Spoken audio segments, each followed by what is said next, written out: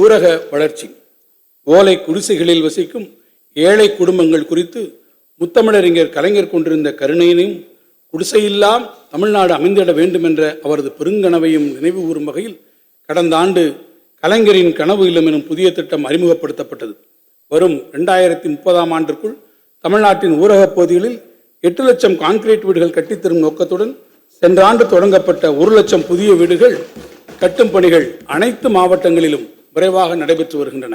அதைத் தொடர்ந்து 2025-26ஆம் ஆண்டில் 1 லட்சம் புதிய வீடுகள் 3500 கோடி ரூபாய் மதிப்பீட்டில் கட்டும் பணிகள் தொடங்கப்படும்.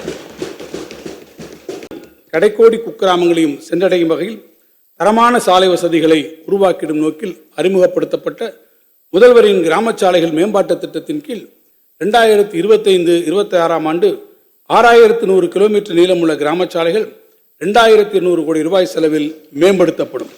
மேலும் கிராம ஊராட்சி மற்றும் ஊராட்சி ஒன்றிய சாலைகளின் தொடர் பராமரிப்புக்கென ஒவ்வொரு ஆண்டும் மாநில நிதிக்குழு மானியத்திலிருந்து உரிய நிதி ஒதுக்கீடு செய்ய முடிவு செய்து 25-26ஆம் ஆண்டிற்கு 120 கோடி ரூபாய் விடுவிக்கப்படும். தமிழ்நாட்டில் கடந்த 2001ஆம் ஆண்டிற்கு முன்னர் பல்வேறு அரசு திட்டங்களின் கீழ் ஊரகப் பகுதிகளில் வாழும் விளிம்பு நிலை மக்களுக்காக கட்டப்பட்டு தற்போது சீரமைக்க முடியாமல் மிகவும் பழுதடைந்த வீடுகளுக்கு மாற்றாக புதிய வீடுகளை கட்டித்தர இந்த அரசு முடிவு செய்துள்ளது.